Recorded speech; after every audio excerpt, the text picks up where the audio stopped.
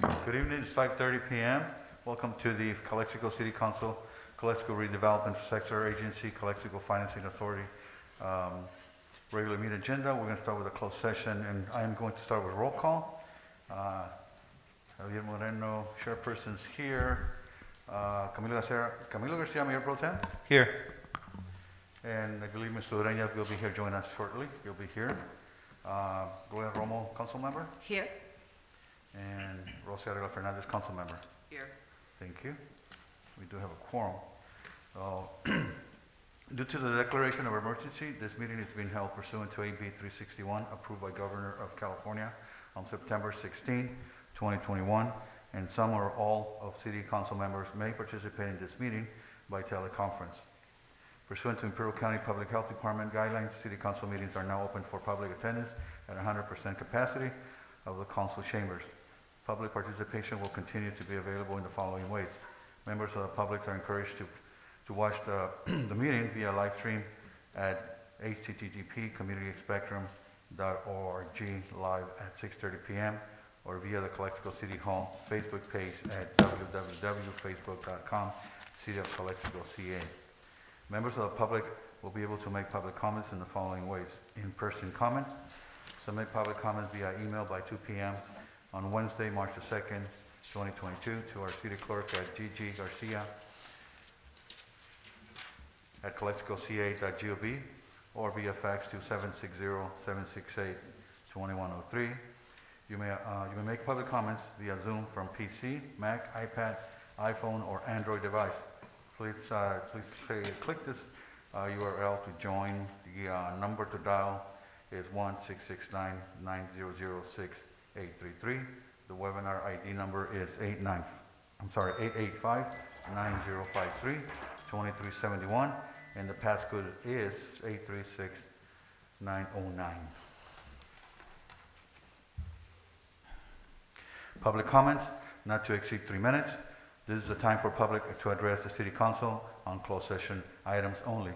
The mayor will recognize you, and when you come to the microphone, please state your name and place of residence for the record. While members of the public are encouraged to participate, it is unlawful to disturb or delay the council meetings with personal or slanderous remarks. The City Council is prohibited by state law from making action or discussing items not included on the printed agenda. Please direct your questions and comments to the City Council. And we do have one public comment? Yes. Yeah. Okay. Mr. Jim Coe?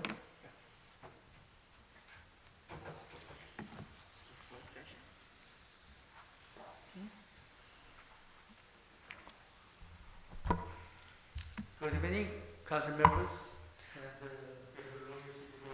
Good evening.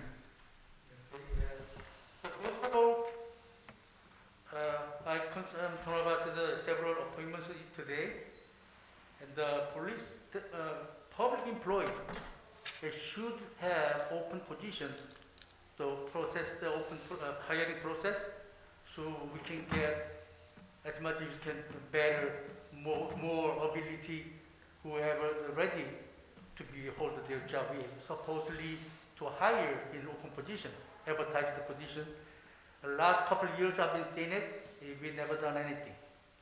They shouldn't do that. It's by the law, we should open the position. Of course, the city council members, they can say, oh, let's do it. But it's not the way for hiring the positions, especially management. So I'm urging to council member to think about opening position we can get the best out of it through the process. And number 2, the city manager appointments. Whatever Mr. Figueroa leaving the city, and I understanding Mr. Figueroa has a contract and 45 days window to have to notify people of the city, 45 days before they're leaving. So I urge the council member to let him respect the contract. City of Calexico, right now, so we are police chiefs in interim, so we are leadership in interim, we can leave limbo. I'm not anything against Mr. Figueroa, Matter of fact, I'm not gonna have a chance to working together with him for the next years. But for the city of Calexico, you have to understand to respecting 45 days to your window. So it has to be respect and help the city out of from the remote. So I urge the council to opening the city manager position too. So we can have a best hour, right? I think it's your duty or responsible for the community. Thank you. Thank you. Thank you, Mr. Kim. Adjourn to closed session. A closed session of City of Calexico Community Development Agency, successor agency, Calexico Financing Authority may be held in accordance with state law, which may include but is not limited to the following type of items: personal items, labor negotiations, security matters, providing instruction to real property negotiations, and conference with legal counsel regarding pending litigation. The closed session will be held in the City Hall Conference Room located at 608 Kiever Avenue, Calexico, California. Any public comment on closed session items will be taken before closed session item. Any required announcements or discussion of closed session items or actions following the closed session item will be made in the City Council chambers at 608 Kiever Avenue, Calexico, California. There's nobody here. We'll close the closed session at 5:42. 37. 47? 37. 37.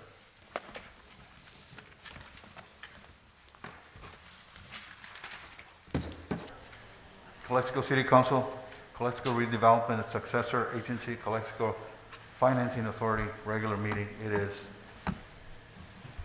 6:47.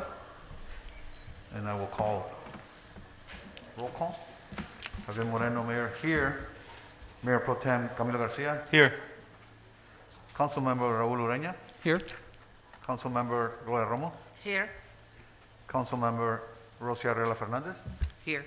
Thank you. You have a quorum. Please stand up for a pledge of allegiance.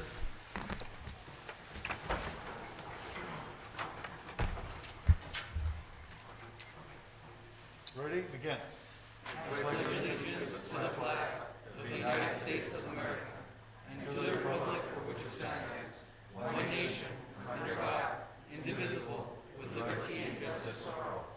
Please remain standing. And Mr. Ureña, can you help us with a mission statement? City of Calexico mission statement. Together, we pledge to provide effective and efficient services in a courteous and respectful manner to improve the quality of life for all in our unique border community. Viva Calexico. Thank you. And I will do the invocation. Dear loving Father, thank you on behalf of all of us who are gathered here today for your many abundant blessings. Thank you for the life itself, for the measure of health as we fulfill our callings. I pray for everybody here today, our citizens of Calexico, particularly those of you assembled in the City Council chambers. I'm asking that you would graciously grant us wisdom to govern amid this pandemic, to govern with sense of welfare and true needs of our people, govern with justice and righteousness. Amen. Amen. Please have a seat.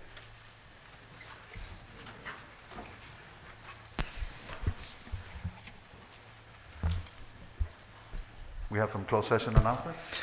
Thank you, Mayor. City Councilman in closed session, we weren't able to finalize discussion of the closed session items. As such, we're going to return to closed session after we're finished with the items on the agenda. Thank you. Thank you, Mr. Campos. Next is the approval of the agenda. So moved. Second. Second by Mr. Camilo Garcia. All in favor? Aye. Aye. No one opposed. Motion carried. Thank you.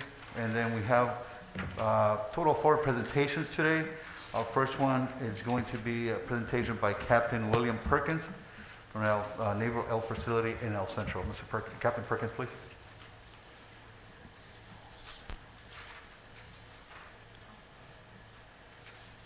Thank you, Member of the City of Calexico Council. It is a pleasure to be back talking with you again today. I don't know if we have the slides up there. In the meantime, there's 2 things I want to talk about today. The first will be some accomplishments that the men and women, the superstars out of the Navy base in El Centro have done in the last year and a half. And then I want to talk about what we're doing moving forward and how that will impact the county, as well as some exciting news for next year. Always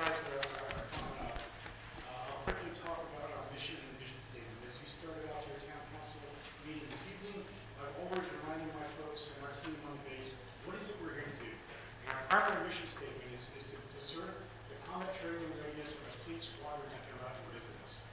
Next slide, please. Thank you.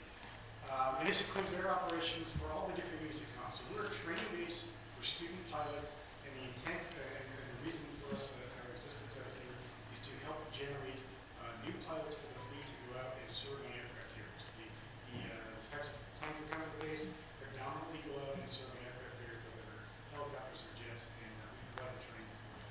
Next slide, please.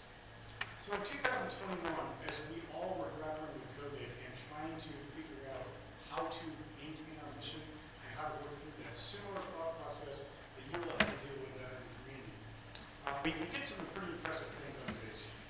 Across the entirety of naval aviation trains, all the training squadrons of all the different types of aircraft, they made 1,042 new pilots. About 400 of those came to El Centro during their training period. So we are a critical link in the generation of every new pilot that goes out to the fleet. Naval aviation enterprise, so that is what we consider a blue-green team. Marine Corps, Navy working together on ships on land. We did a lot of joint training on the base. We see Marine aircraft working the skies around here, and they're out at the base quite frequently. We had the United Kingdom was down for about 9 months last year. They're going to come back next year as well. And they provide critical training both for the NATO mission that we do and for the United Kingdom national missions as they deploy to different places around the world.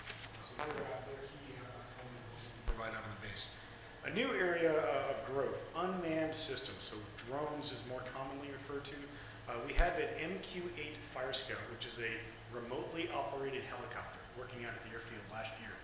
And we got some tests done, we got some initial flight profiles complete, and now you're going to see that unmanned helicopter working from the base out to the training ranges and back. They won't be flying over downtown like the other jets will, but they will be working the airspace near the base as we figure out how best to employ that new capability. And we've been doing critical joint drills. So a joint drill to me is when we get a law enforcement or fire from off base to come onto the base, integrate with my team, and then we practice something. We had El Centro SWAT come out and practice an active shooter. We had reach area ambulance come on the base and practice patient handover. So we did all those types of things as we worked our way out of COVID and back into live training. It was very successful. We also turned 75 last year. So we did a virtual air show because of COVID. We did a virtual celebration of our diamond anniversary. And your next speaker, I think, a family member on the screen right now.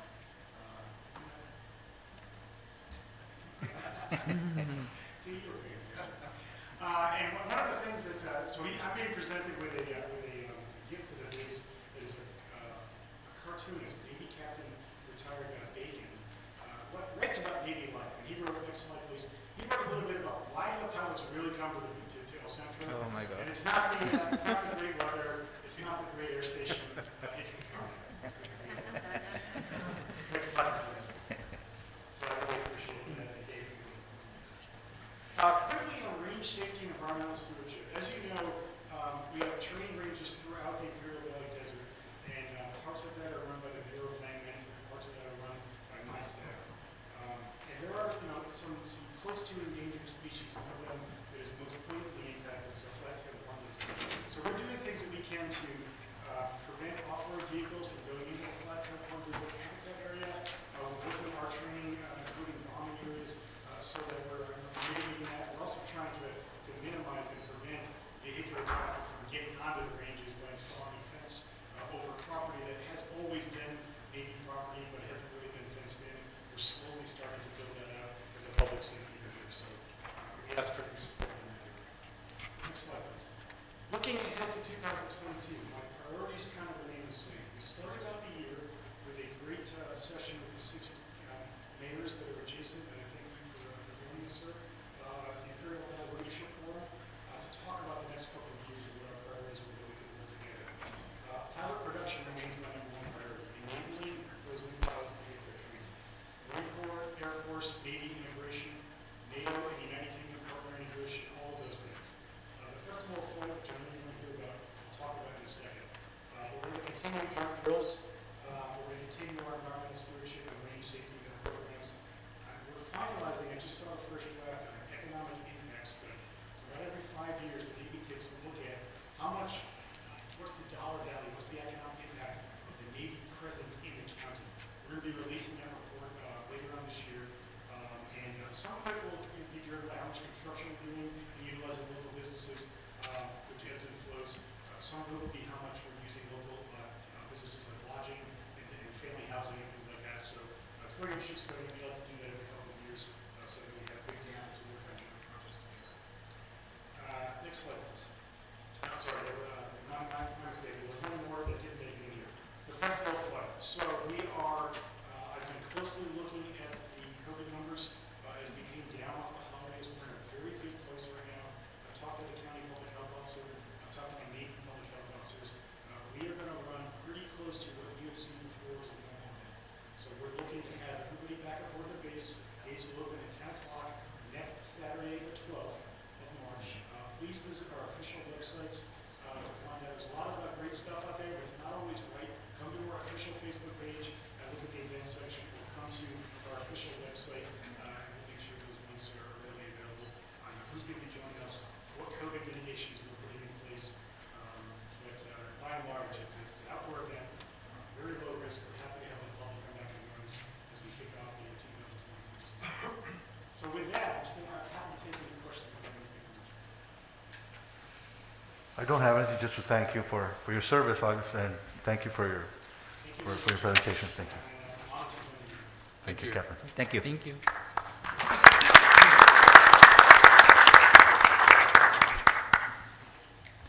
Our next presentation is by Mr. John Gay, Imperial County Director of Public Works, regarding the current status of the roads in Calexico.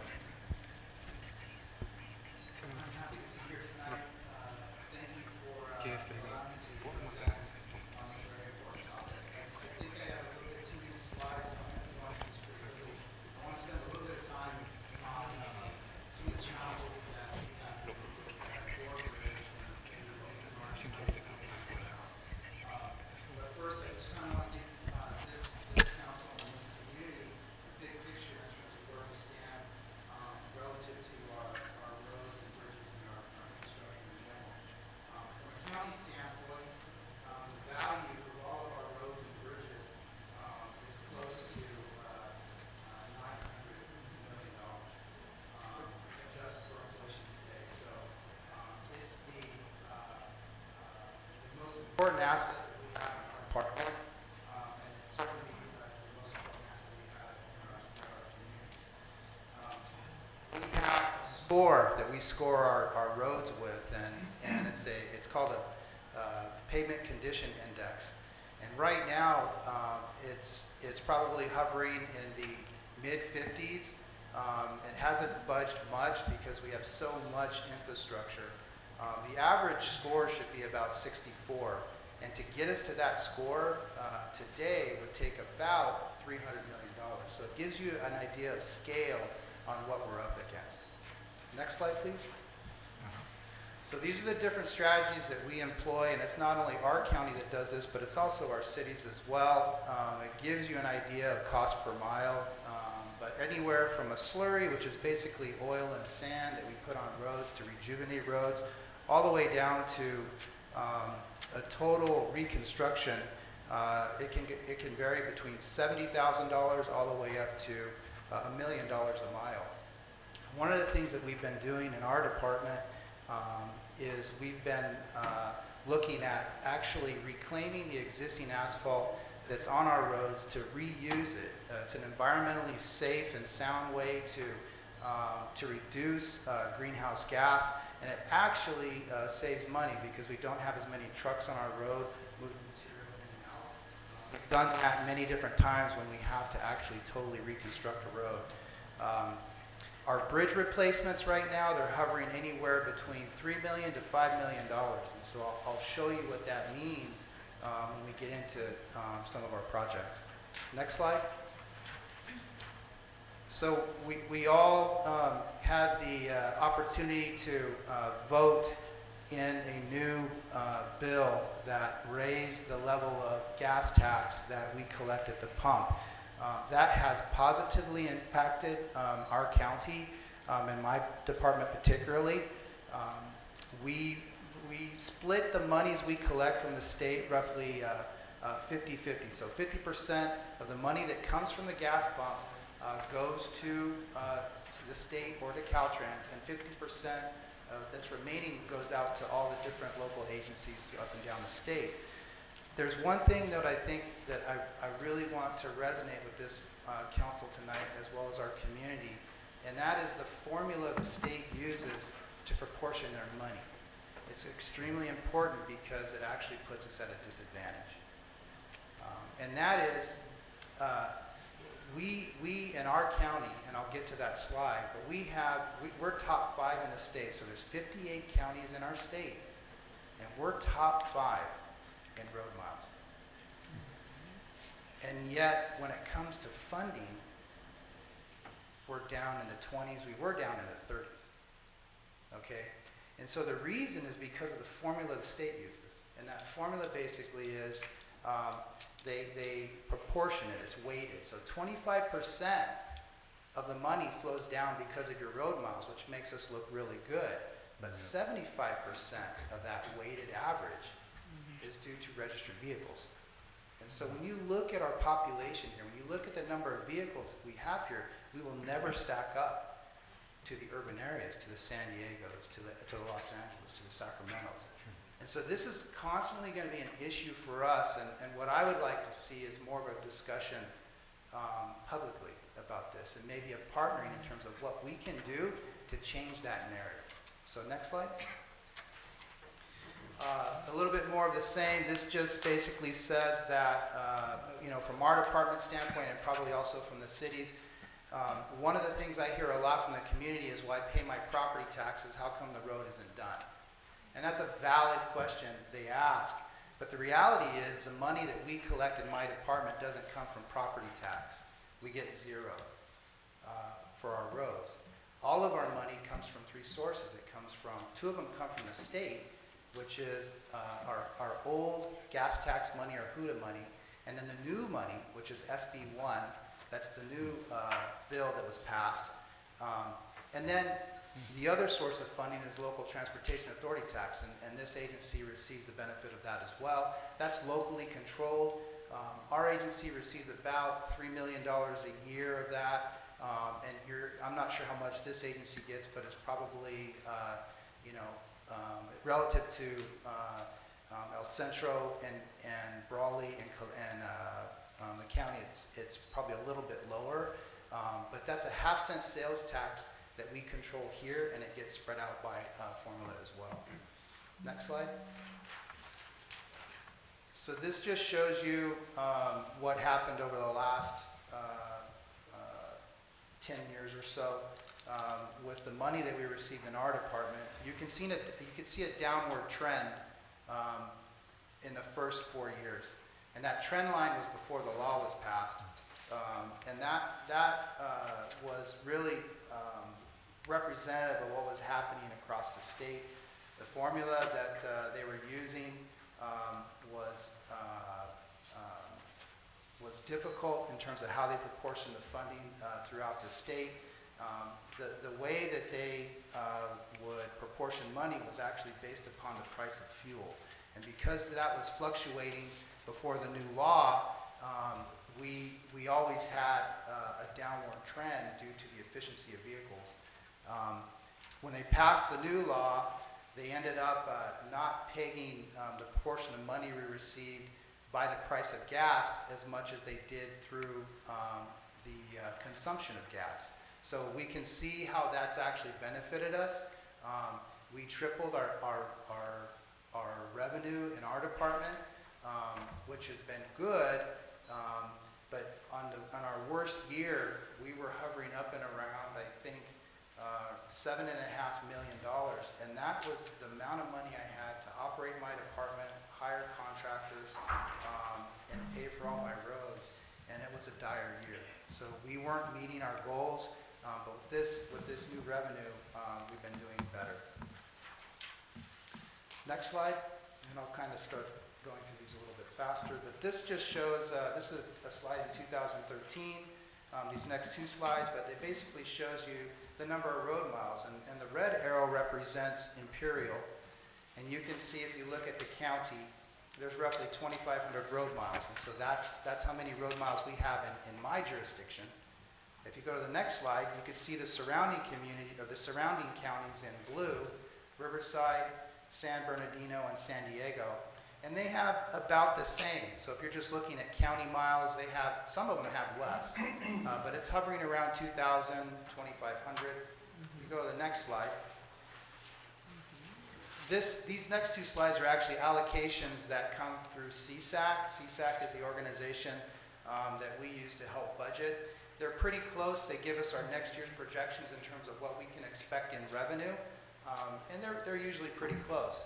So you can see where Imperial sits for this 2022 year. We're going to receive roughly $20 million, a little bit north of there. But if you go down to our surrounding counties that have just as many road miles or less, you could see that the amount of money that they're going to receive based upon that formula that we talked about. They're receiving at least $100 million or more in money that's coming down from the state because of the formula that they use. Next slide. So what can we do?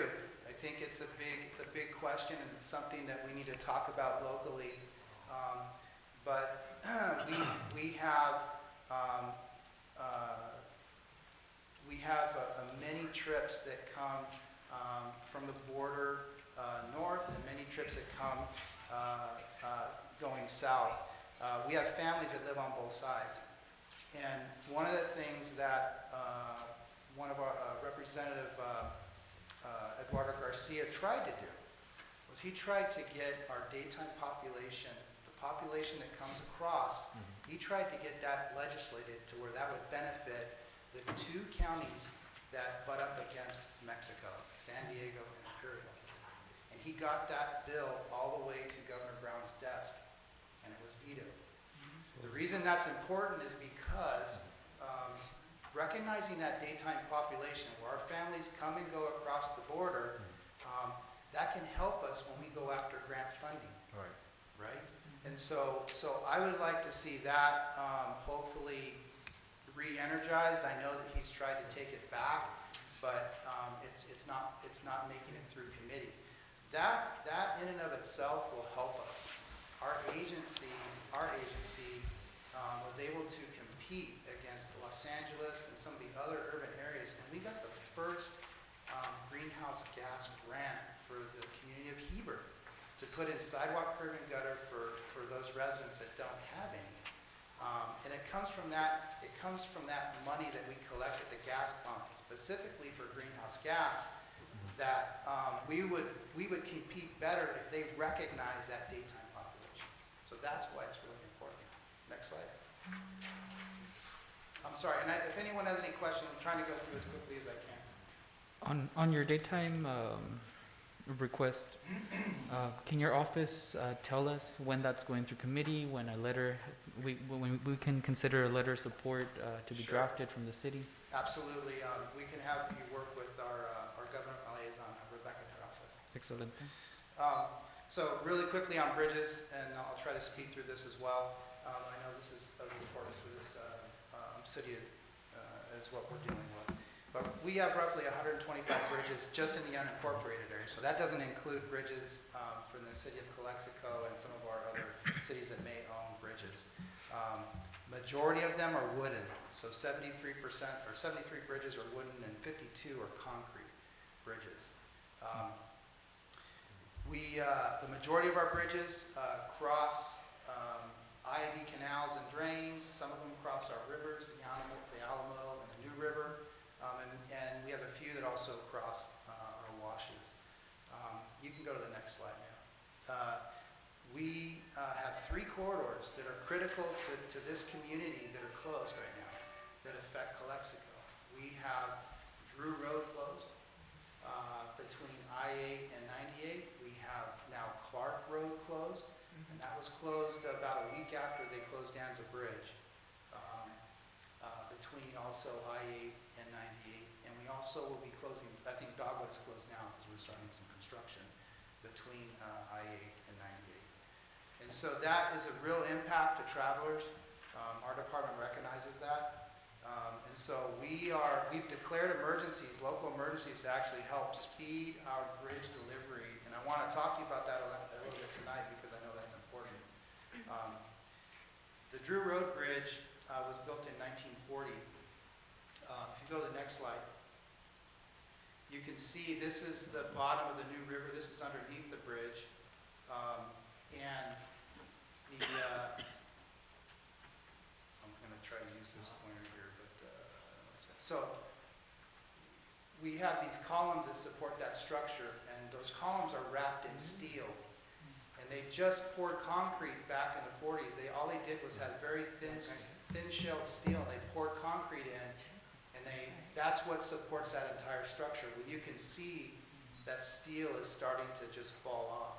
And that steel is the only thing that really provides lateral support in an earthquake.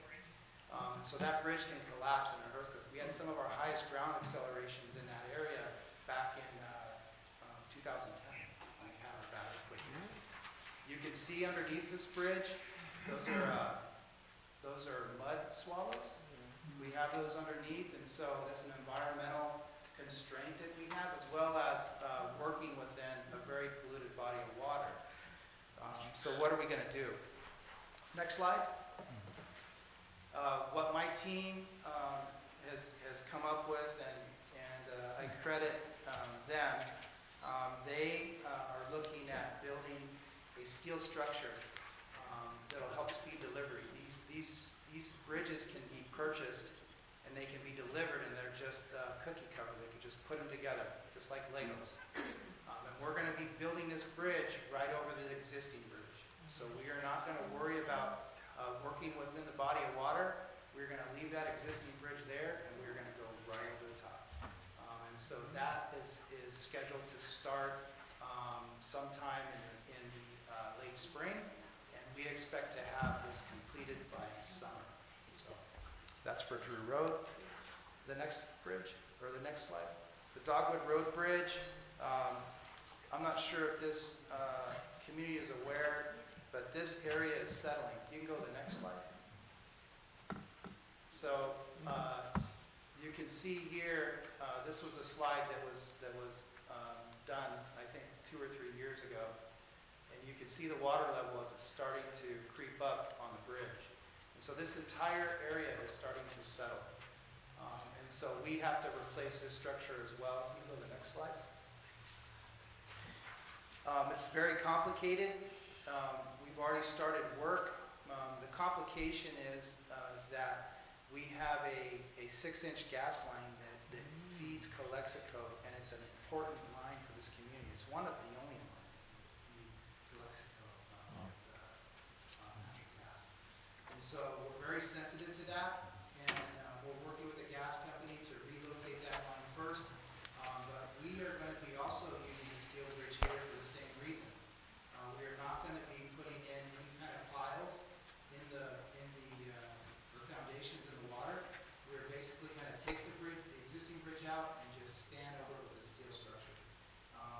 We can purchase that bridge for $277,000, and we'll be purchasing that bridge here within the next week. It'll be delivered, and then we have to get a contractor to actually put it in.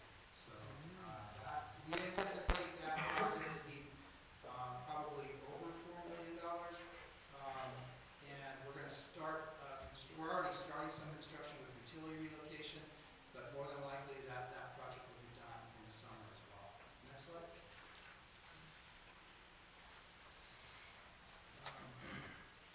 You can go to the next slide. Next slide. Next slide. There we go. So Clark Road Bridge. This is a wooden structure, and this closed a week after your bridge closed. You can see it's a wooden structure, and this area here is sagging. You can go to the next slide. The challenge we have with our wooden structures, many of them are old, they're extremely old, but you can see the rot. So the water levels, as they raise and lower in the canals, that wood starts to rot. When that wood rots, there's no support. You can go to the next slide. So these are other bridges that I've shown here. You can see what happens with this rot.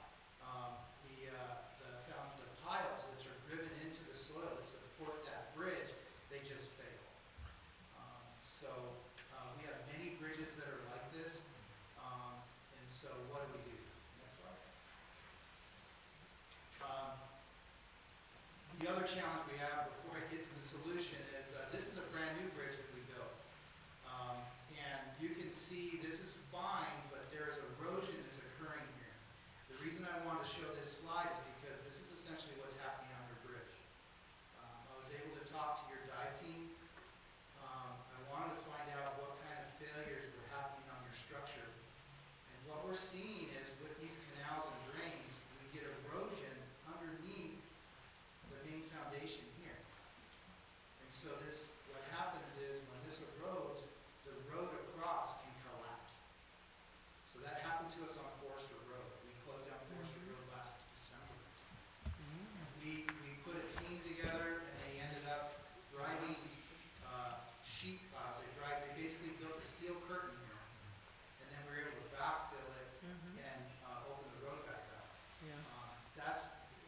Your challenge is going to be very similar to ours, but that bridge that you have is much older than Forester Road Bridge as well. So there may be other things that you have to do.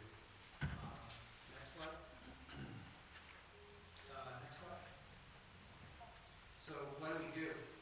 What are the solutions? I think one of the things we can do is what we're doing tonight is we meet and we talk about some of our best practices, and we're open to doing that with your agency.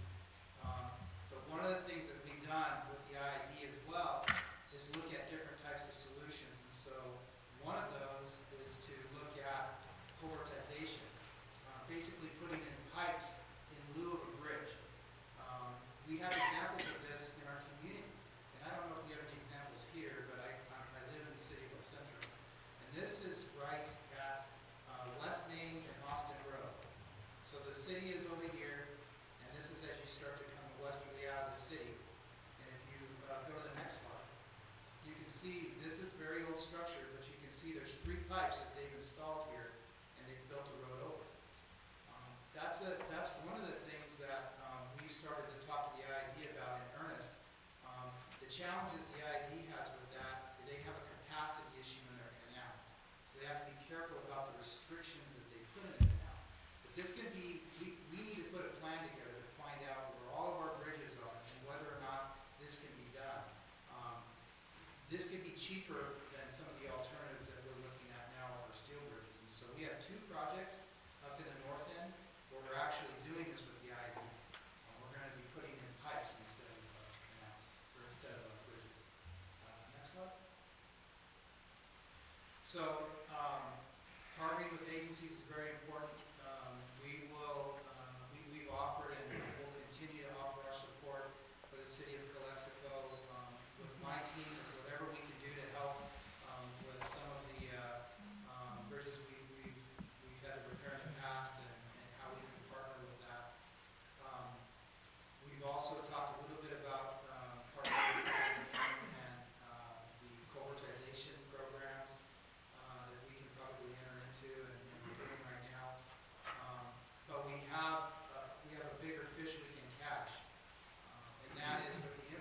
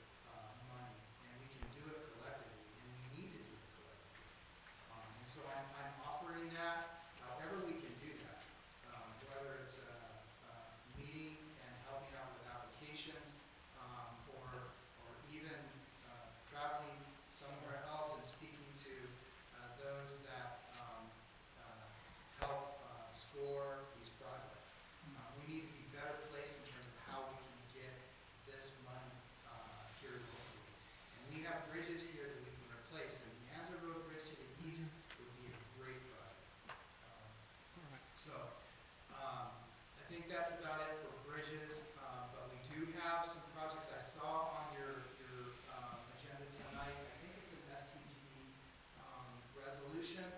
We're going to be taking the same reso. We've come up with 5 different grant applications my staff has, and one of those is Vapor Road. We have not only this project that we're looking at from McCabe to Ross, but we also already have SB1 money from the city of Calexico limits up to, I think, Jasper Road. So we want to put money into Valker. It's an expressway for us, so we would like your support on that. We partnered with Imperial, and we were able to do Eaton Road to the community college. Right. So we're here tonight. We're going to be taking a reso here shortly, but that's one of the projects I'd really like to get that one done. It's for here locally, so your support would be greatly appreciated. And then Jasper Road, we want to put some money into Jasper Road as well. We have that, we have the money to be able to do that. And that road is split. So half of it's owned by the city and half of it's owned by the county. It's forever been a pain because you have potholes on one side and you have potholes on the other, and who's going to go out and put, fill them? So what I want to do is do what I did in Raleigh for Highway 111. We basically fixed the road for the city. We said we're going to do it. And then we worked on relinquishing that portion of ours to the city so they had total control. They didn't have to come to our agency. If there's a developer who needs a permit, the city had total control. So that's something that's on the books we want to do as well. Open for questions. I apologize for it being so long, but I think it's important that we talk about our roads and be happy to come back. Nope. Yeah. Just real quick, I know we're short on time, but definitely I think the opportunities are there, and this is a conversation that needs to happen offline also. And I'm glad that you're here. You're here to really let us know what's going on with our infrastructure that is badly needed, and you addressing some of the concerns that our citizens have been asking, and even our neighbors from the south, that the bridge, the ANSA bridge on the east side, they're asking when is that going to be ready? Is it being worked on? Because they don't, it has been closed for a long time. Jasper, Bowker, all those roads that, okay, they're asking us, but we said, well, the county, but just listening to your explanation and how this works, I think it's not just for us a way to understand, but then also to for the community. And another thing, collaboration also on these projects, I think, it goes beyond, it starts, where Councilman Ureña also alluded to, not just supporting each other based on letters, but also doing the lobbying, doing the politics, raising our bar and our profile in Sacramento and everywhere else.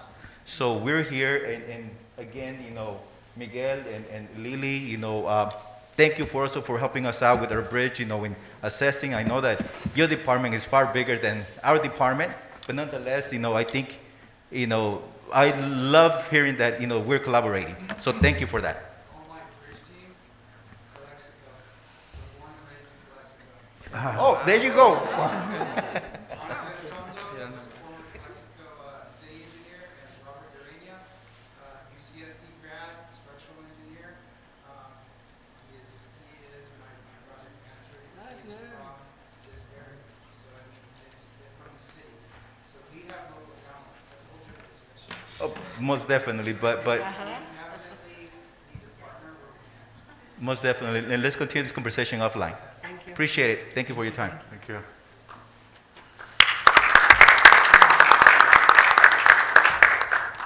So our next presentation is by San Diego State University Imperial Valley Campus Interim Dean, Dr. Mark Wheeler. Sir, could you get you to use the microphone on the other side? I'll take this one.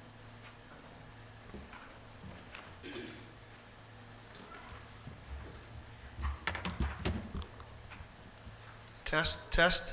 Can you hear me out there? Okay.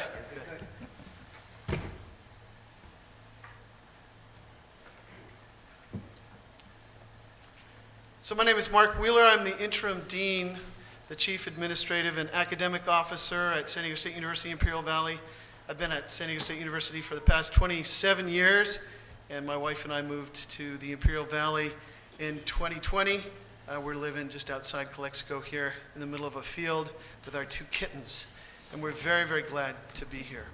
I'd like to say a little bit about who we are, a little bit about what we're going to do, and then a little bit about how we can work together. So, if I may. Why do I need to say something about who we are? Well, apparently, it's not clear that we are the premier state university in the Valley. We're the only state university in the Valley.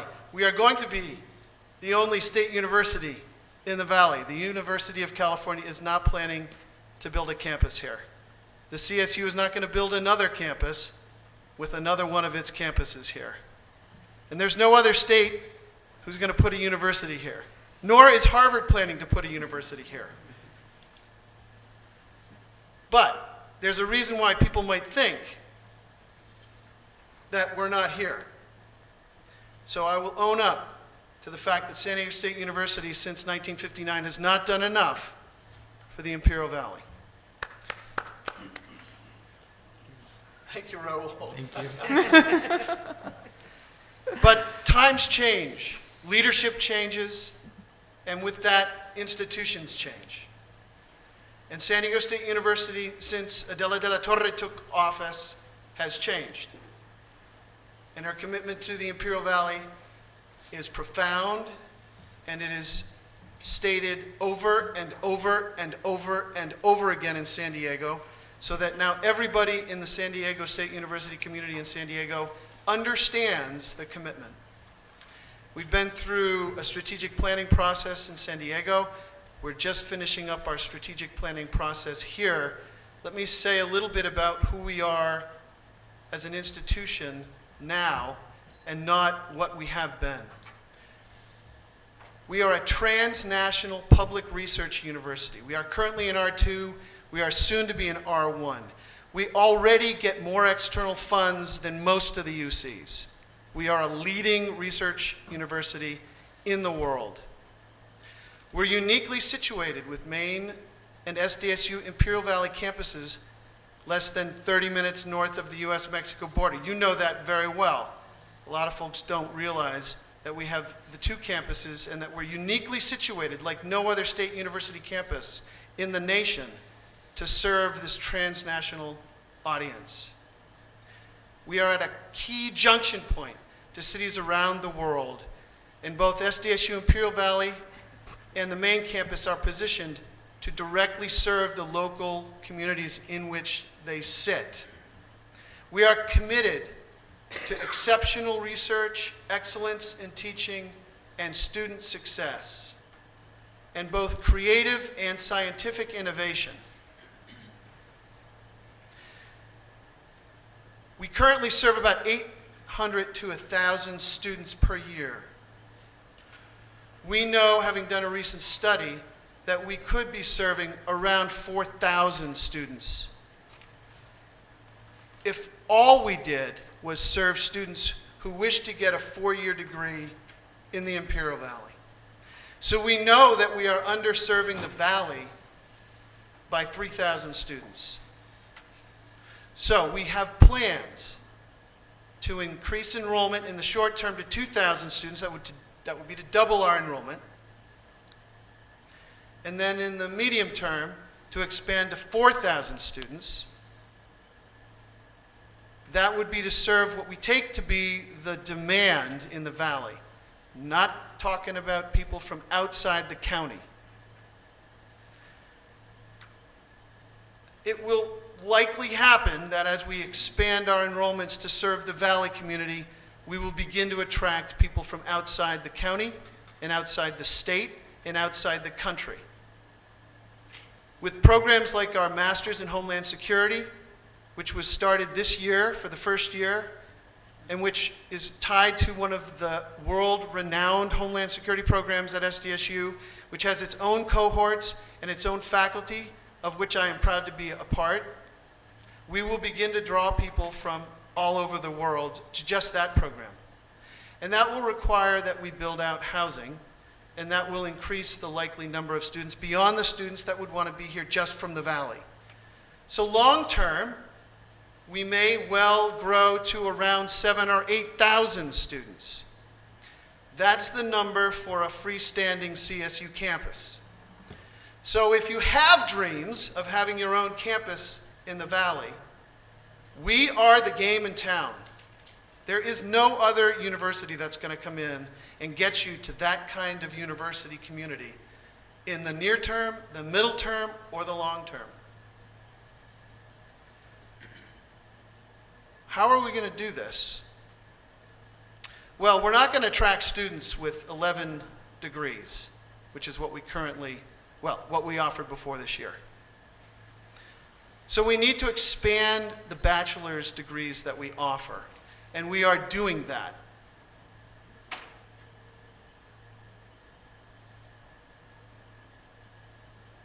Let me give you a brief list of the programs that were identified by a recent workforce development study.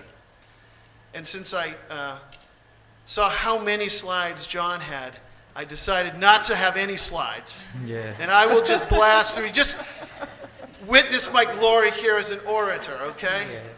We know we need to build out teacher education, finance, human resources, social work, social service, nursing, allied health, business, public relations, marketing, computer science, social work. And so we are building a plan. We've already started with $6 million in investment in the Brawley campus. We're hiring one nurse at least, possibly 2 nursing faculty members this fall to start. That will give us 3 tenure-track faculty members in the nursing faculty. In April, we should get the 4-year BSN, which would augment our nursing programs. We have an RN to BSN right now, which helps us bridge from the community college to the BSN. We will hopefully have the 4-year BSN starting this fall. As early as April, they hope to meet and give us that authorization. They did the site visit in Brawley in February, earlier this month or early last month, and they loved what they saw, and they know what we're going to build, and so it's very likely that we'll get that program approved. We're going to launch a public health minor this fall. We hope to have a major next academic year, 23-24, and we hope to have the master's soon thereafter. We're hiring 4 faculty members, tenure track, in public health and environmental health through the Fuerte grant. Those will be permanent additions to our faculty. So if you just take the public health and the nursing hires that we're looking at, we're hiring 6 tenure track faculty members this year. We only have 24. So we're hiring 6 more, that's almost a 4th more, but that's not all. We're also going to expand our teacher ed. We're going to expand our social work program. We're going to expand our math program. We're going to expand our business program. And we're going to expand our engineering program. In the next 5 years, if all goes well, we'll go from 25 faculty and 11 programs to 60 faculty, and my hope is something around 35 to 40 programs. We have already made it possible for any student who's enrolled at SDSU Imperial Valley who would like to major in a major in San Diego to be in that major with no additional charge to them. We will provide the shuttle service so they can get back and forth. So if we don't offer the major and they want it, they can get it in San Diego. They'll be a San Diego State University Imperial Valley student. They'll take all the other courses here. They'll get their major courses there. And they'll come back into our community with whatever degree it is that they want. So those dreams will be realized. And importantly, as those majors are chosen by students in number, we will build those majors here. The goal is not to export or offload those programs to San Diego. We do not want our community members to go to San Diego or anywhere else. We want them to stay home and build up this community. And so we will eventually bring those majors to the Valley if they show numbers over time. So we will dramatically increase the enrollment. We will dramatically increase the programs that we offer, not only bachelor's programs, but master's programs and doctoral programs. If our plan for nursing, for example, goes as we expect it will, we'll get the 4-year BSN this year.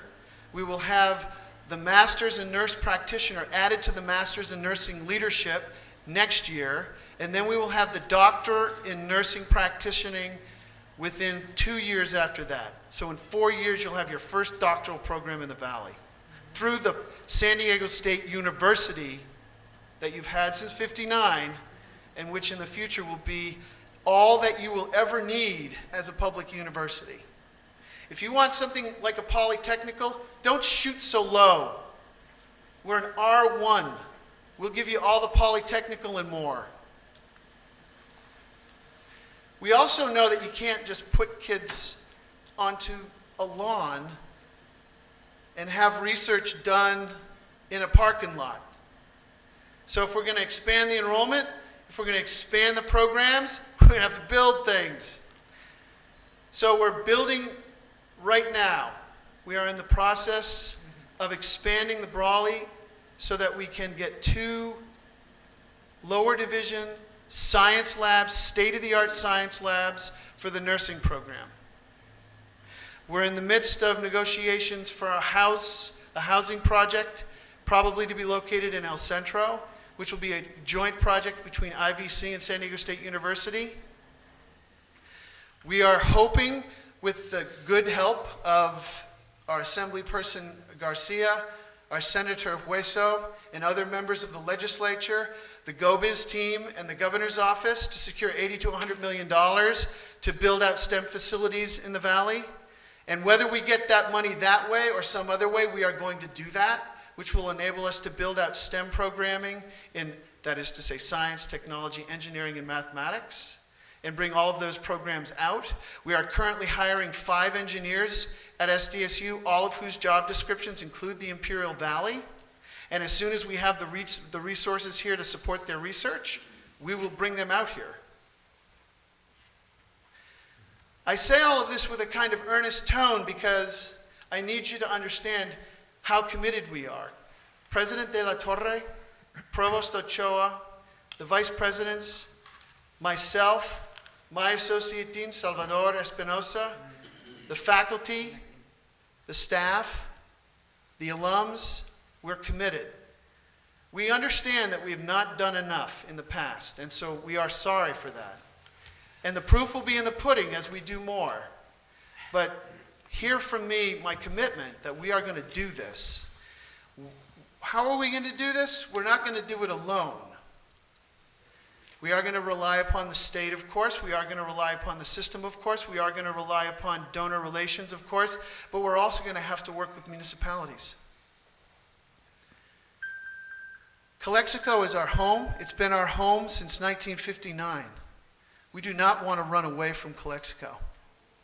So we want to work with Calexico and build out the programs that are appropriate for Calexico. Build out the housing that's appropriate for Calexico. To make sure that San Diego State University in Calexico is healthy, and our relationship with our neighbors in Mexicali are healthy, and that we have a really vibrant urban university here in Calexico. We're also hoping to build out in El Centro appropriate government and public related programming that's appropriate for a county seat. And of course, the Brawley campus is designated as a STEM campus. We were fortunate to be gifted the land. We were fortunate to be gifted a building, and the donors gifted us those wonderful opportunities with the understanding that we would build STEM facilities there. So we're going to build STEM facilities there.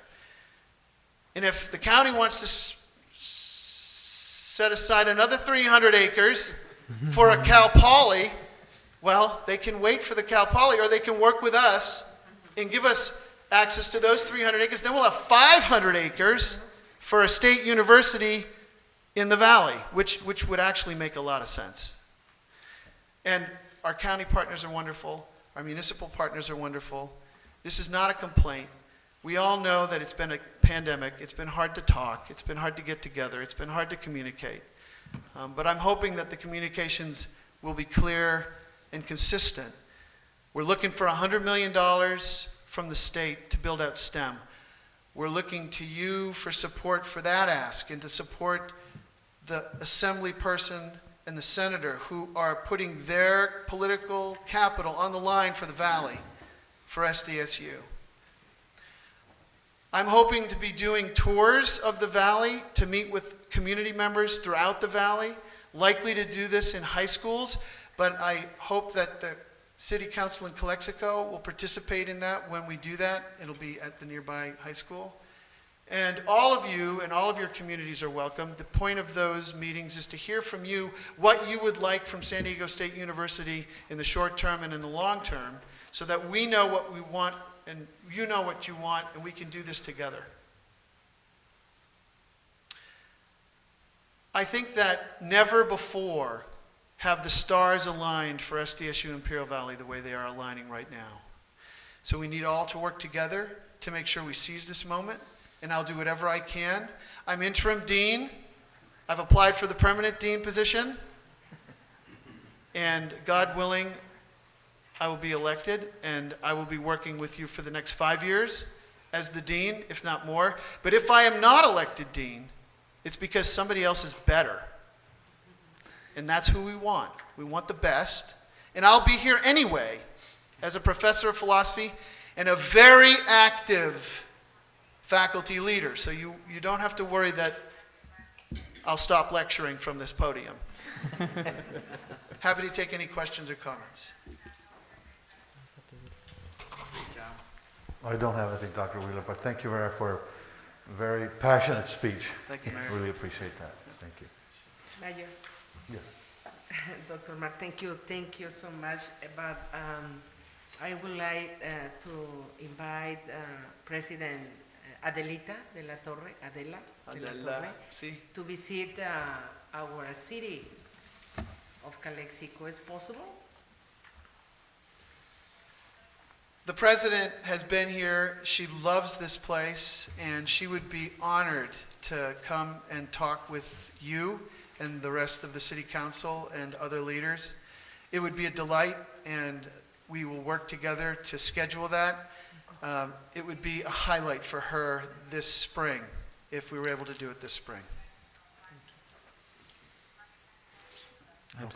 No, I just want to thank you also for coming to share with us, the passion, the plans, the dreams that, we know that they can come true. And it's about time. I agree with you. Looking forward to having you back, bringing updates, and not just updates, but opportunities to continue to partner. I think this is the beginning of many wonderful things. And as far as I can remember, this is the first time that I see also someone from San Diego State. So you're right, I think we're so close to each other, as far as locations and physical buildings, but yet we were so far in communicating. I know there have been conversations, meetings, but as far as the community, I think, it's something that needs to happen, needs to continue to be promoted, needs to be, continue to be shared with our community, because if we're going to get to that 4,000, students, 8,000, 10,000, whatever we want to have, this has to be done. Without this, we're not going to get to where we wish or hope to be. So again, thank you. Looking forward to getting updates on the nursing and all these exciting things. I was part of San Diego State. I remember going in there with just a few options. I'm glad to hear that we're going to have more opportunities. And I'm glad to hear that finally, we're getting the leadership. We are getting the community excited. And it's about time. Thank you. Well, let me just reiterate that you've never had more champions. You've never had more champions at San Diego State University than you have right now. I will not take no for an answer. So I am a champion.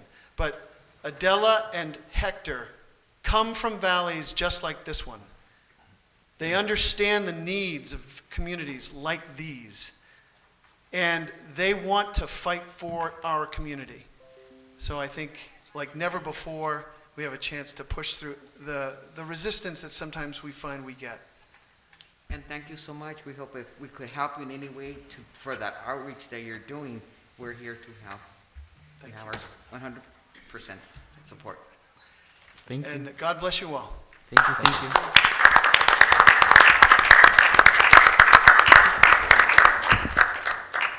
Our next is our bi-weekly COVID-19 update presentation by our Fire Chief, Avila.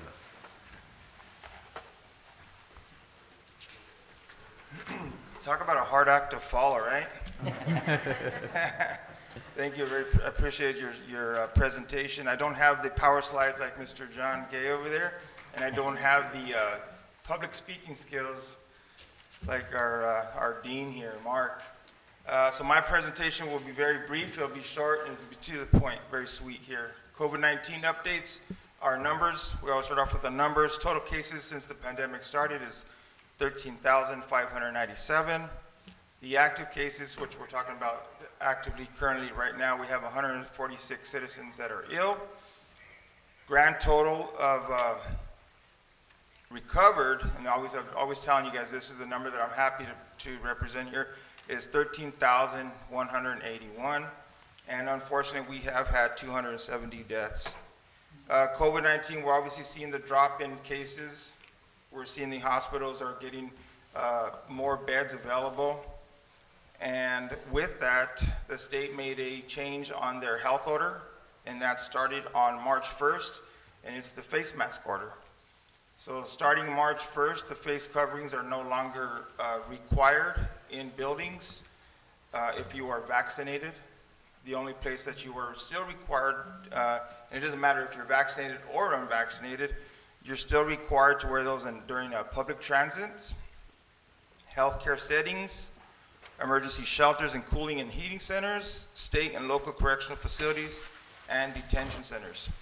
Right now, the schools are still active, but hopefully on March 11th, that will change. They will no longer be required. Speaking with the county health director, that is going to be up to the school districts, is what I'm understanding.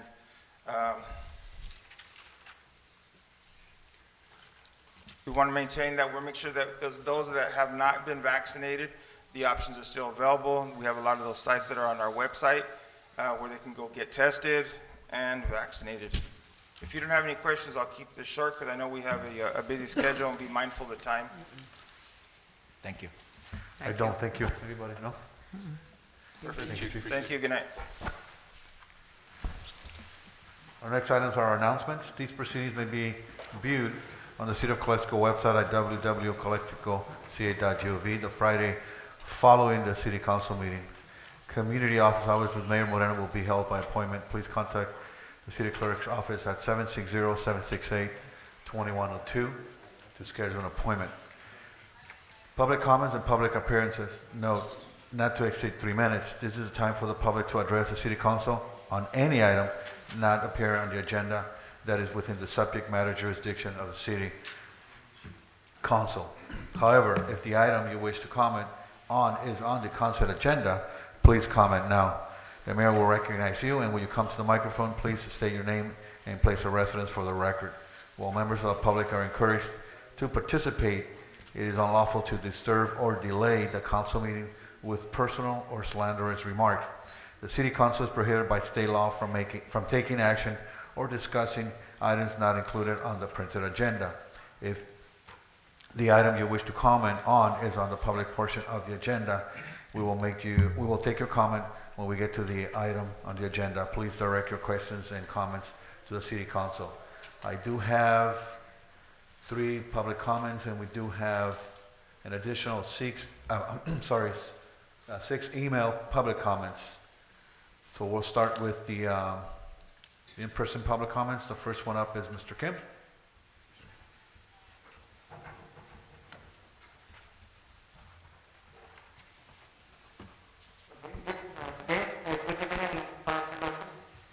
Public, I'm here today to talking about our government. And our government's responsibility is failing. Why? Because how many police officers?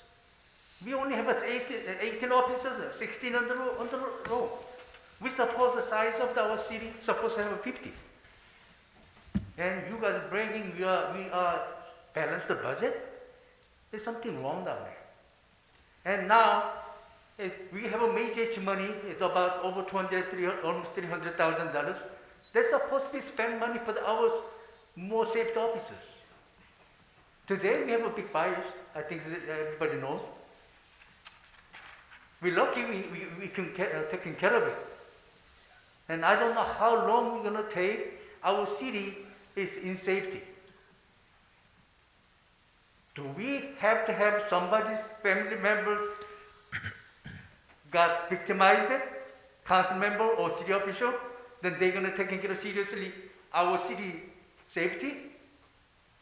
I heard a lot of the groups or whatever, they have so many ideas for the $7 million.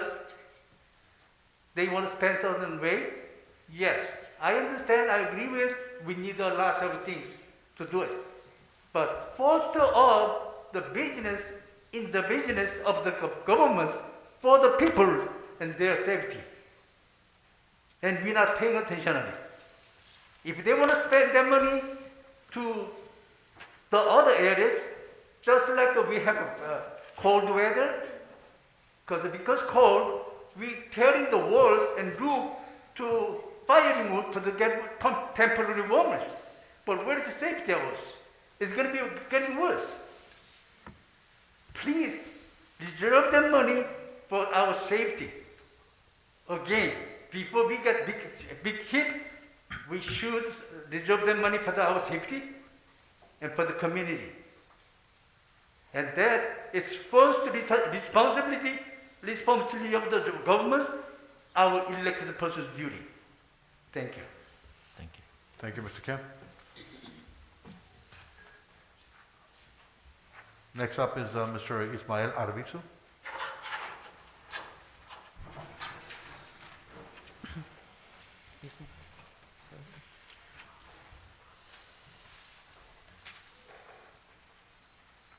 Hello. Sí? Okay. Buenas tardes, everyone. I have a comment, but I'm going to put two together. Just like many of us know, just last night, yesterday, they released the footage of the police shooting the murder of a man downtown. I'd like to make the comment of the disappointment, the sadness of seeing our police officer just gun down a 65-year-old man with a short knife. It just doesn't make sense to me, because we know that cops should be professionally trained to deal with situations like these. And the first thing that happened when the man got off the car, 20 seconds in, he shot, 4 shots. Well, I wasn't one guy, but just a man got shot 4 times because there was an altercation with a knife, and there might have been an incident before that, but it just doesn't make sense how murder is such an answer real quick. Like Mr. Kim said, we have firefighters that are saving lives literally out here. I respect the red line, but when the other department just pushes life away or takes it so easily, I'm perplexed, because we have on one side people risking so much to defend the lives of our community, while the other is just so quickly with taking one away. And the irony of shooting a man 4 times and then trying to resuscitate him through CPR, it just doesn't make sense. There's tasers, there's even rubber bullets, for Christ's sake. So tying into that, our orgs have created the Arpa Plan that we recommended y'all to take in, and that involved housing a mental task force for the police to help to work with these situations that are so common in our community, but get tossed around like if they were lifeless bags of these people. Some people got displaced from their home that they made themselves. Why? Because you're not allowed to do that. And they end up in these hot spots of 3rd and Pauline. I'm sure you guys are not that common because you guys probably don't need that public transport. But the fact is, there's people out here risking their lives just being in areas like using the public transport. And this ties in with Mr. Kim and what he was saying. These fires, I honestly see it in the way that if we would have housing for this community, or at least safe spaces for people to be at while they're trying to sleep or they're trying to just be outside, we could have saved a lot of lives through, you know, weather or just a shot from a cop, you know. There's tasers. Like, I'm pretty sure our taxes pay some tasers in there. It just doesn't make sense going for the gun so quickly. And Chalo, I think Chalo's back there, but I just want to know how. What was the thought that these police officers went through for just getting that gun so quickly when there's so many other utilities we can use even. And then four officers were, 3, 4, no sé qué tantos. And I even saw it on a YouTube comment that when they posted it, it's like, some guy was like, I'm pretty sure citizens would have done a better job in this situation, you know? And I agree with that. If someone else was there, I think we would have saved that life. But no, our cops were there, and they killed him. So, I don't know what you guys think, but I'm pretty sure that, like, no one deserves to be killed for a minor incident, a minor crime. There's ex-politicians that have done way worse to our city and our community, and they don't deserve death. No one does. No one deserves death like that, you know? And the cops are enforcers of the law, not executioners, nothing more than enforcers. So it doesn't make sense to just take life away so easily. And I'm disgusted. Thank you. Thank you.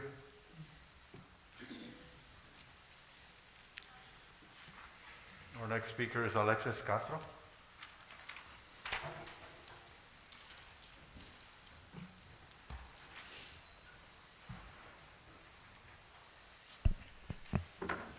Hi, good afternoon, council members.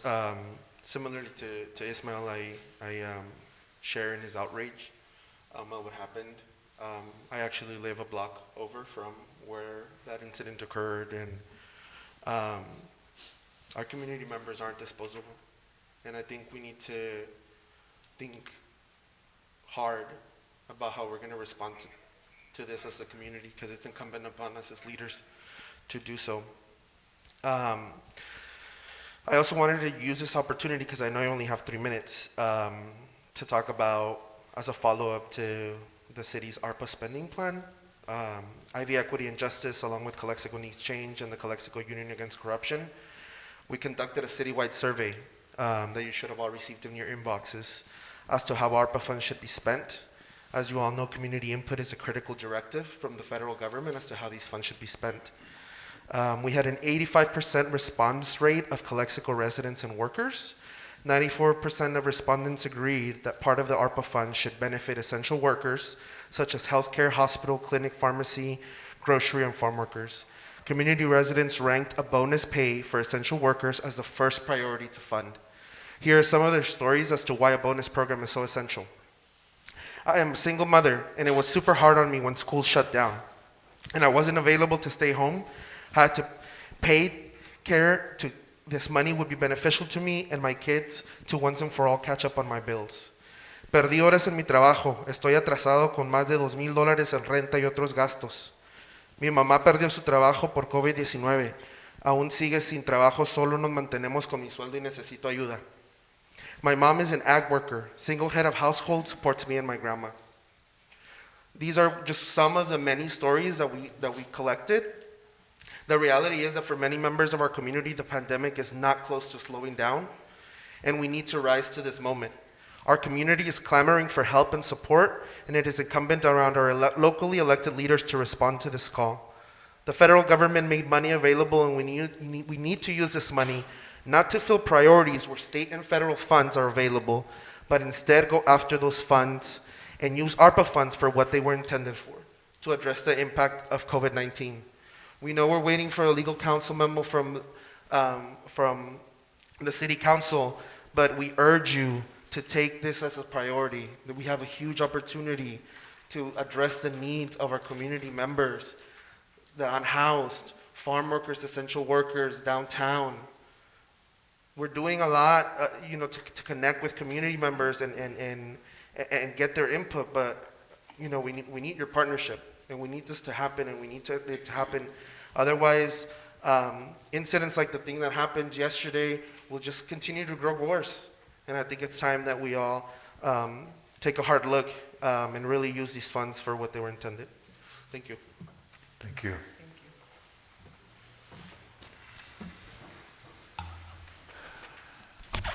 You want to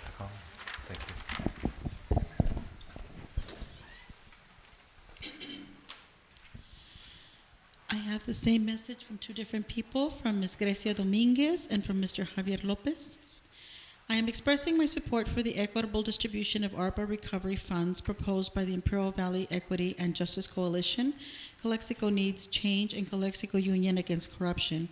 As outlined by the U.S. Treasury Department, these funds are meant to address the public health and economic challenges that have contributed to the unequal impact of the pandemic.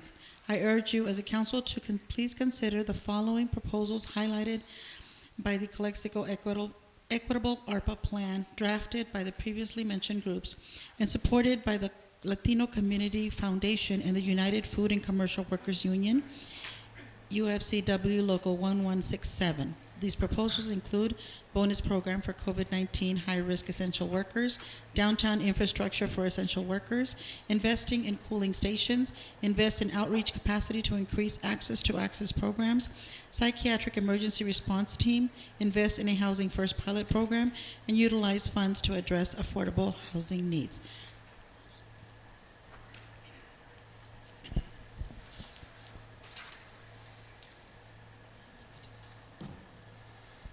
The following message is from Ms. Daniela Flores.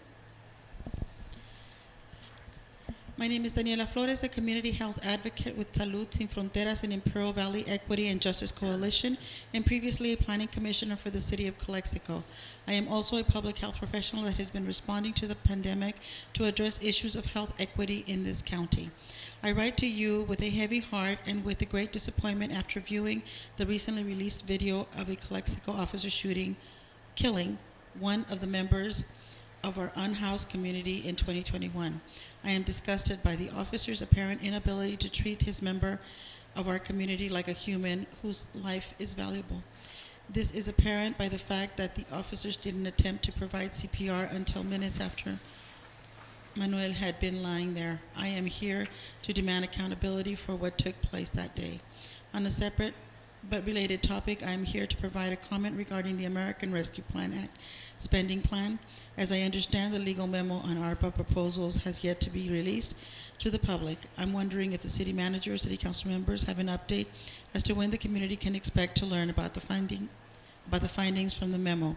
As you know, our coalition is committed to ensure that the city priorities public input, transparency, and accountability in all of its decision-making processes regarding ARPA spending by directly engaging with stakeholders in the process. As noted in the previous letter, to increase the public input for this important decision, our coalition developed and disseminated a community poll.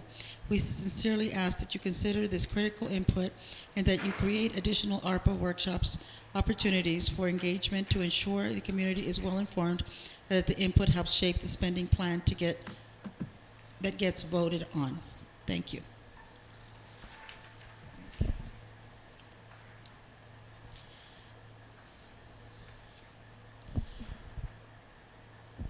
The next one is from Ms. Monica Silva. My name is Monica Silva, former employee of the City of Calexico Development Services. I was employed with the city through May 2021 and qualified for the ARPA funds employee payout. This issue was brought to the attention of the City Council in January 2022. Councilmember Ureña made a motion to extend this payout to former employees and council members. The motion passed. It is now March 2022, and that resolution has yet to be completed and presented to the council for further approval. Can you please advise the former employees of the status of this resolution and when we can expect to receive our ARPA payout in exchange for our valued employment and services to the City of Calexico? Thank you, Monica Silva. Following message from Ryan McKeegan. My name is Ryan McKeegan, former employee of the City of Calexico Fire Department. I was employed with the city through July 2021 and qualified for the ARPA fund employee payout. This issue was brought to the attention of the council in January 2022. Councilmember Ureña made a motion to extend the payout to former employees and council members. The motion passed. It was later discovered that council members, past and present, weren't eligible for these funds. For the telephone discussed that I had with the city manager, Miguel Figueroa, in February of 2022. The city attorney was given direction to rework the resolution to exclude the council members and extend the payout to former employees.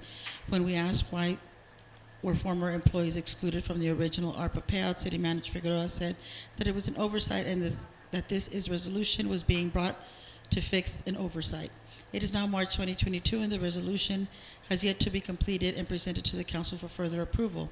This is a typical response from those in charge in City of Calexico and always at the expense of the employee. Can you please advise the former employees of the status of the resolution and when we can expect to receive the offered payout in exchange for our valued employment with and service to the City of Calexico? Juan Contreras. Good evening, Council. My name is Juan Contreras. I am one of the directors of the Calexico Firefighters Association. First and foremost, we would like to thank Mr. Figueroa for taking the time to meet with us the past few weeks and allowing us to voice our concerns and bring forth ideas to the table. Our association has been without a contract since July 1st, 2021, and after doing extensive research on wage analysis throughout the county and our city, our association was able to submit a much-needed proposal this past Monday in the hope to secure a contract before Mr. Figueroa's departure. We will continue to work with the city in good faith, as we hope the city is willing to do so with us. Juan Contreras, CFA Director. All right, thank you, City Clerk. Now we move on to the City Manager's report. Nothing to report at this time, Mayor. Thank you. Next item is the City Council comments and reports of meetings attended. Oh, Mayor, my apologies. I do want to raise something up. One of the things that I always like to highlight is when the members of this council have a seat at the table, if it's either an association, an agency, a commission, a special board, that's where you folks have a presence for us. I received a letter from the county a few days ago in which I was informed that the Central Valley Cemetery District Board is now represented by Ms. Gloria Romo. So aside from the role that Ms. Rosie Fernandez, Camilo Garcia, Javier Moreno, and Raul Ureña have throughout the county in different groups, even state associations, we are now also represented here. So it's worthwhile to share so our residents know that all of you guys hold a very important seat in different associations. So thank you. Thank you, and congratulations. Thank you for representing us. So now the City Council comments and reports of meetings attended. Senator Fernandez. Okay, start off with I attended Coffee with the Cop. It was a very well-prepared event, and I think our residents that were there appreciate the information that was provided to them. So thanks again for doing that, Lisette. It was, our chief is not here, huh? But it was a very well-attended event. Thank you, Chief. And okay, and I attended my ICTC meeting, and of course, the League of Cities, we also had a Zoom meeting. That's all. Thank you. Mr. Garcia. Yeah, and I just want to ditto to that in essence of time. You know, we were all there in those events. Thank you, and we had a wonderful time via Zoom at the League of Cities, you know, sharing some of the things that are happening here in Calexico. So that's my report. Thank you. Severino? Thank you, Mr. Mayor. I just had two main comments. The first one, which I'll bring up in future agenda, I believe it was last council meeting where we got our budget report, where we had an excess of $175,000. Hopefully that can come back in the next city council meeting so we can decide where we're going to spend our money. Obviously, we have a big need in emergency services. I think out of that budget, maybe we can hire 1 or 2 firefighters, maybe 1 firefighter and a police officer sustainably to take care of those operations. Obviously, as a city council member and people who are here in the city, we can't comment on the ongoing investigation following the death of Manuel Rojas in our community. You can imagine I have a lot of feelings to say about that incident, but I will reserve my silence. I am very grateful for our partners making the link, talking about the community climate that leads to those events. I'm hopeful for rich community conversation as soon as we're out of this investigation. and that we really work to make a better Calexico moving forward. And I really wish I could say more, but at this point, there's an investigation going. As soon as that investigation is done, however, we will speak thoroughly about what happened that day.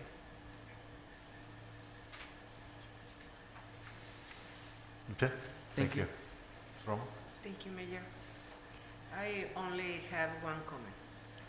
I wish to put to the consideration of the Cabildo, my Cabildo, that we begin with the organization of the celebration of the anniversary of the 114 years of Calexico. And this year, April 16, is a Saturday. The support of the city administration has always is very important for this event, Mayor. Okay. It's okay? Yes, thank you. I also echo my cohort's sentiments as what's been going on here lately with, we're all aware of the shooting and all that, but we'll let that take its place and eventually I guess we'll get to that. They also do participate in many meetings in where I'm assigned to, like the Federal County Transportation Committee, with LAFCO, with the League of Theater Cities, and among others. So I do attend those meetings. In terms of what you were posing, Ms. Romo, I think if you want to coordinate that with probably the consulate office here, con el consulado, maybe they can cooperate with us, and we do work with the city manager's office on coordinating that event. Maybe you can spearhead that. I'm willing to join you on that if you want to. Maybe a subcommittee, we can celebrate that on that day. Sure. Okay? Thank you. Sure. All right. Thank you. So now we have the consent agenda. All matters listed under the consent calendar are to be considered routine by the City of Calexico, Community Development Agency, successor agency or Calexico Financing Authority, and will be enacted by one motion in the form listed. Any item may be removed from the consent calendar and considered separately by the City Council. Motion to approve? Motion to approve, Mr. Ureña, second by Mr. Romo. All those in favor? Aye. Aye. Motion carried. Thank you. Now we are discussion and potential action items. Approved lease agreement with the city, with the Chamber of Commerce for Greater Calexico. Mr. Mayor? Yes. I don't know if the council would agree, but I would like to entertain a motion to, unless we have discussion on certain items, I would like to entertain a motion to approve all items. All items, does Unless you guys have something to talk about. does anybody have, The rest for the items? but we do have to have approve the items, right? 9, 10, 11. Some of the items needs to be approved. You need direction to approve. I mean, basically, the city attorney can confirm, but you have the authority if you so Right. wish to do that. Approve all items in one motion. Correct, and it would be items, if that's the motion, it'd be items 9 through 16 on 9 the to 16? See, I would like to make that motion. Second? Second, discussion? Can we just go one by one, just in case if we need to, just make sure that we take them one by one? I mean, same thing, you know, I mean, unless legal, I mean, is it okay, or? It'd be appropriate for these items. Yeah, it's appropriate. Correct. Okay. So you want to modify your motion? Because the motion is to approve all of them, but he requests to approve them all, but if we do come up one across and somebody wants to speak, we talk about it. Yes. Oh, sure. I mean, do we Yes. have any public comment, or? Right. That's fair. So you agree with that motion? There are no comments. And there are no It would be appropriate to make a motion approving every 9 through 16 at once, in one motion, Okay. if that's a will of the council. Motion to approve. Well, he's already motion. Item nine. Yeah, his motion is valid. Yeah. That's- Okay. Oh, Right. Motion and second? The motion by Motion her. and second, yeah. Ms. Garcia, no discussion? You're, okay, we'll vote on it? yeah. Okay, all those in favor, aye? Aye. Aye. Aye. Okay, motion carried 5-0. Thank you.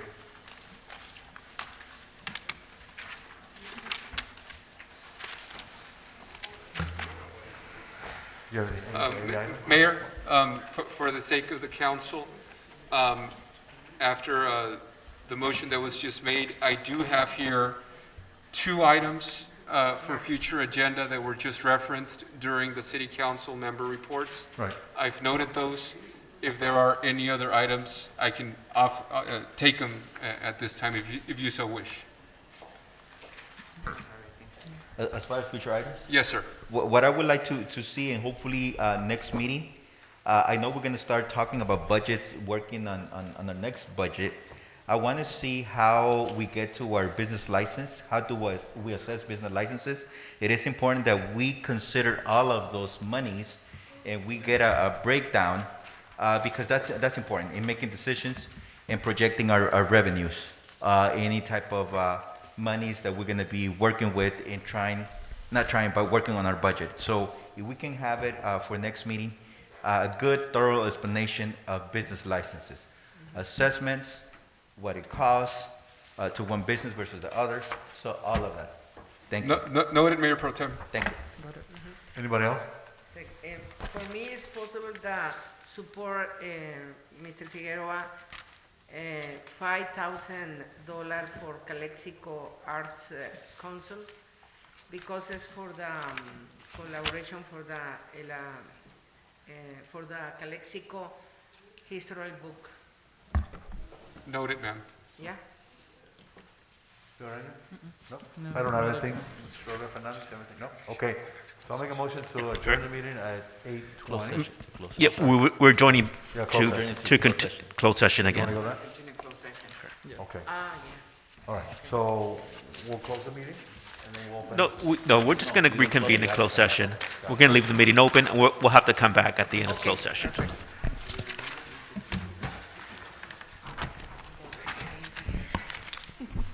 We got to make sure we're live. Yeah. We're back. Yeah, and- Yeah, but he's gonna turn on. Here comes the rain.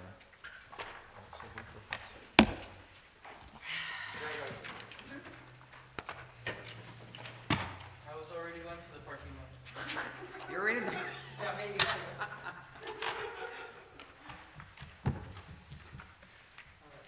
Okay. Okay, good evening, we're back from closed session, it's 9:13. And we have a closed session announcement? Yes, I do have a closed session announcement. On item number 2 in the closed session, public employee appointment, title city manager.